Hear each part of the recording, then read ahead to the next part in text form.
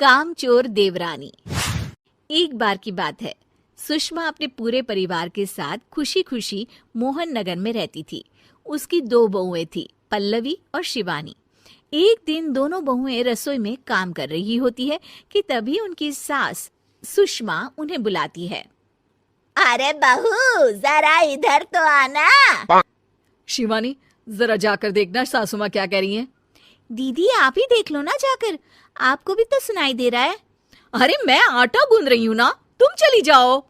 हाँ तो मैं भी तो सब्जी काट रही हूँ ना दीदी। अरे बहू जल्दी आओ। ओह, ये तो जाएगी नहीं, मैं ही जाकर देखती हूँ कि क्या करना है। पल्लवी सुषमा के कमरे में जाती है। जी मम्मी जी, क्या हुआ?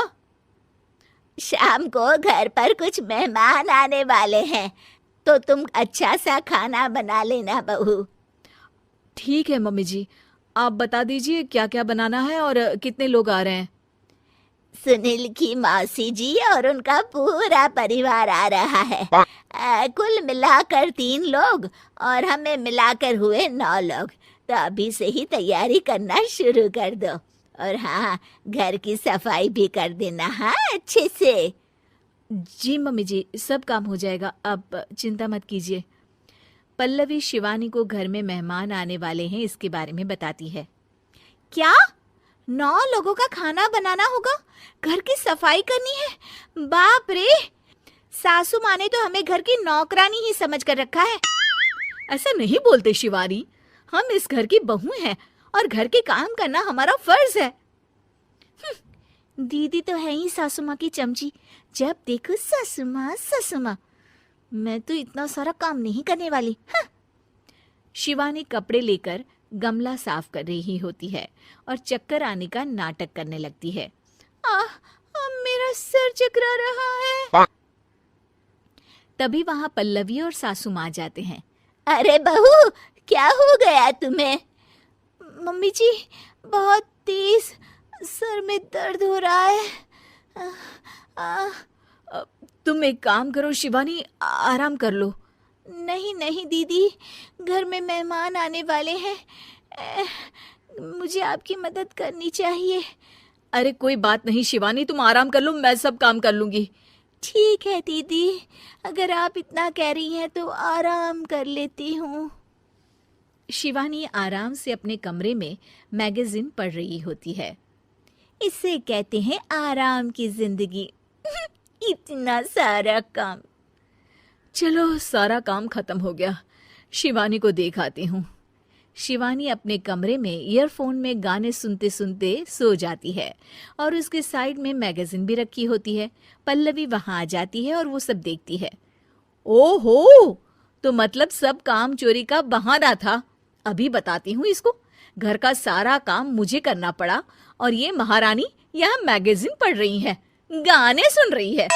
पल्लवी रसोई से एक प्लेट और चम्मच लेकर आती है और शिवानी को थाली बजाकर उठाने लगती है। शिवानी अचानक से उठती है। उठ गई महारानी, गाने भी सुन लिए, मैगजीन भी पढ़ ली। तुम तो बहुत बड़ी झूठी निकली शिवानी। तुमने सर दर्द का बहाना बनाया ताकि काम करने से बच सको। हाँ बनाया बहाना, तो क्या करती, इतने सारे काम करती। मुझे कोई शौक नहीं है चापलूसी का। क्या चापलूसी? तुम्हें लगता है कि मैं सारे काम चापलूसी के लिए कर रही हूँ? और नहीं तो क्या। तभी वहां सासू माँ आ जाती हैं। अरे बहू, वो लोग बस आने ही वाले हैं, तुम तैयारियां कर लो। जी सासू माँ, तुझे तो मैं बाद में देखती हूँ। सब खाना खाने बैठते हैं और खाना शुरू करते हैं। तभी सुनील की मौसी बोलती है।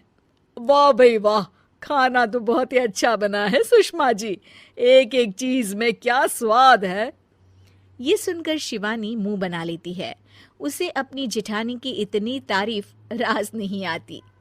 आपकी बहुएं तो बहुत ही अच्छा खाना बनाती हैं। हाँ बनाती तो दोनों ही अच्छा है, पर आज ना ये सारा खाना बड़ी बहू ने बनाया है। छोटी बहू की तबीयत ठीक नहीं थी, सो इसलिए। मानना पड़ेगा सुषमा जी, आपकी बड़ी बहू तो बहुत ही गुणवान है। पल्लवी की तारीफ सुनकर शिवानी को जलन होती है।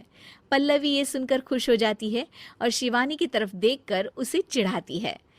कुछ देर बाद मेहमानों के जाने का वक्त हो जाता है। मौसी जी सबके लिए उपहार लाई होती है। वो सबको शगुन के पैसे देती हैं और अंत में पल्लवी के पास आती है। तुम्हारे लिए शगुन का लिफाफा तो है ही, पर बहू तुम्हें एक और उपहार भी मिलेगा इतना अच्छा खाना बनाने के लिए। मौसी अपने सोने के कंगन निकालकर पल्लवी को पहना देती है। ये लो, ये मेरे मनपसंद कंगन है, अब से ये तुम्हारे हुए। धन्यवाद मौसी जी। ये देखकर शिवानी तो पूरी तरह से जल जाती है और गुस्से से रसोई में चली जाती है। तभी वहां पल्लवी आ जाती है और उसे अपने कंगन दिखाने लगती है।